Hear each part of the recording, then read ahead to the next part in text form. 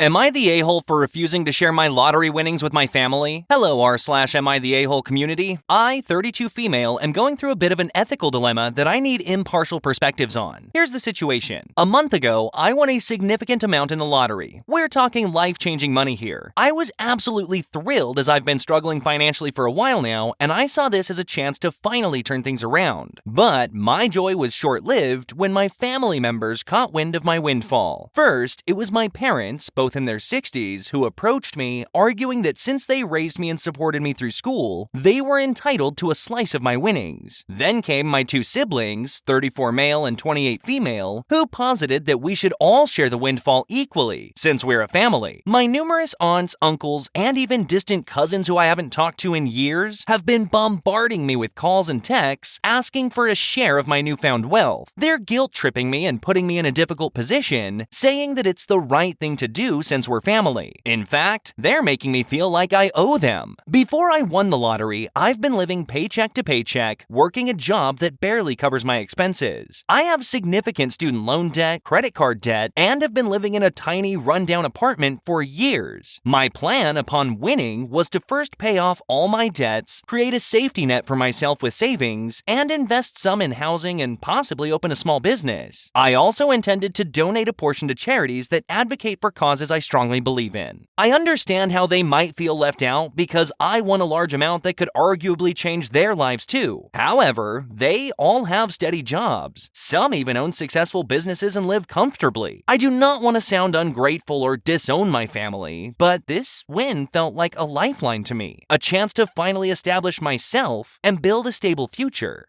Update 1. It's been a couple of weeks since this whole situation started. My closest friends advised me to hire a lawyer and a financial advisor to handle the situation and secure my assets, which I did. They've been very helpful, but it hasn't changed the way my family views the situation. The pressure is still immense. Update 2. After several discussions, many of which devolved into arguments, I decided to help my family in other ways. Maybe pay off a small loan, handling a few bills, or donating to causes they support. But not give them a significant chunk of my lottery winnings as they're requesting. I informed my family of my decision. Though I acknowledged their feelings and explained my reasons, it did not go down well. Some of them accused me of being selfish and greedy, while others stopped communicating with me altogether. Final updates. It has been a few months now. Some of my family members have come around and apologized for their actions, while others still haven't. I ended up paying off my debts, creating a nest egg for my future, investing in real estate, and even opened a small bookstore/cafe, which has been my dream for the longest time. While my heart aches at the thought of straining my relationships, I am also relieved to have some control over my life finally. So, r/am I the a-hole, I want to hear your verdict. Am I the a-hole for refusing to share my lottery winnings with my family, even though they alleged that sharing would be the right thing to do? Am I the a-hole for not telling my best friend his girlfriend is cheating on him? Hi r/am I the a-hole. I'm in desperate need of some advice and impartial judgment, as I seem to have found myself in a morally gray area that's distressing me. The dilemma began a few weeks ago. My best friend, Mark, 27 male, is blissfully in love with his girlfriend Anna, 26 female, who I recently discovered is cheating on him. Our friendship dates back to playground races and talent shows in elementary school. Mark has always been there for me, as I have for him. Of the countless ups and downs we've weathered together, this represents an unparalleled low. Seeing Mark brimming with happiness, speaking about his future with Anna, holds a bitter taste for me. Nothing about this situation feels right, and I can't ignore the heavy feeling in my chest every time I see him. The discovery was unintentional. Anna had been facing some technical issues with her laptop and asked for my help, considering my background in tech. In the process of troubleshooting, an explicit conversation with some guy that wasn't Mark popped up on the screen. I felt my stomach drop. A part of me desperately wished that it was a misunderstanding, but the pain was all too real. It felt like betrayal, even though I wasn't the one being cheated on. Update 1. I battled with my conscience for a couple days of following the discovery. I contemplated confronting Anna, but I recoiled at the thought of directly interacting with her. I considered telling Mark directly, but faltered every time I attempted to frame the words. He was elated, buzzing with joy and love for Anna. It was excruciating to think about shattering that happiness with the ugly truth. Update 2. Mustering courage, I finally confronted Anna. I showed her the explicit conversation, demanding this mystery man's identity and an explanation for her actions. To my surprise, she didn't deny it. Instead, she broke down. She admitted her lapse in judgment and confessed her guilt. She insisted it was a one-time thing, a weakness she regretted. Update 3.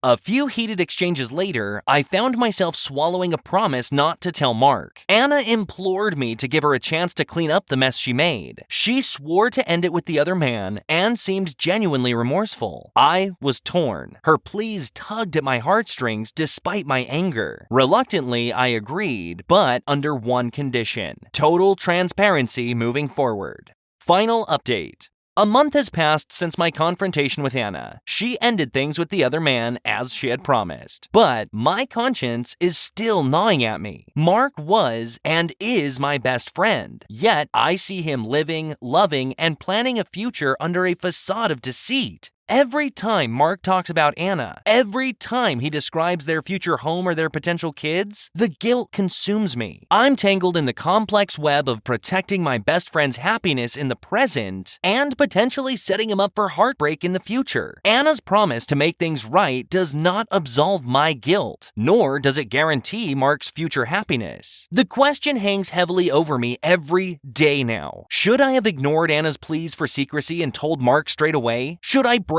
my promise to Anna and tell Mark now, disrupting his blissful planning for a future based on a lie? And in the grand scheme of things, am I the a-hole for keeping a truth so devastating from my best friend? I'm really hoping you can help me navigate this emotional chaos. Am I the a-hole for asking my roommate to move out because he adopted a large dog without asking me first? I'm 28 female, in a predicament which is causing a lot of tension in my living situation, and I need an outside perspective. Here goes. I share a 2-bedroom apartment with my roommate, Dave, 30 male. We've been living together for about a year and a half now, and until recently, things have been pretty smooth. We split bills evenly, try to give each other space, and respect each other's belongings. There's been a general sense of peaceful coexistence. A few weeks ago, Dave unexpectedly brought home a dog, a fully grown, rather large Labrador, without so much as a conversation with me. Now, don't get me wrong, I'm an animal lover, but this apartment isn't exactly spacious, and the sudden arrival of an energetic and sizable dog has been a significant change. The dog is not well trained and has already ruined some of my furniture. It also barks often till odd hours into the night and disturbs my daily routine and work from home setup.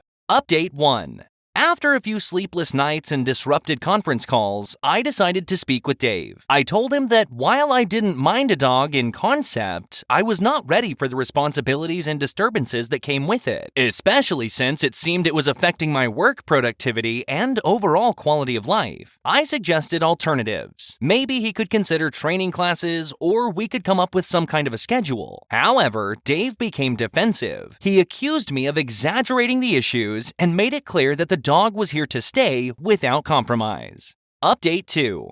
Not wanting to strain the relationship further, I turned towards adjusting myself. I tried using noise-canceling headphones, discussing blanked-out no-pet zones for critical work meetings, and persuading Dave for potential adjustments regarding the dog's schedule. Despite my adjustments and effort towards a mutual compromise, Dave remained stubborn. The dog continued its disruptive behavior without much improvement. I began fretting not just my work productivity, but my overall well-being too.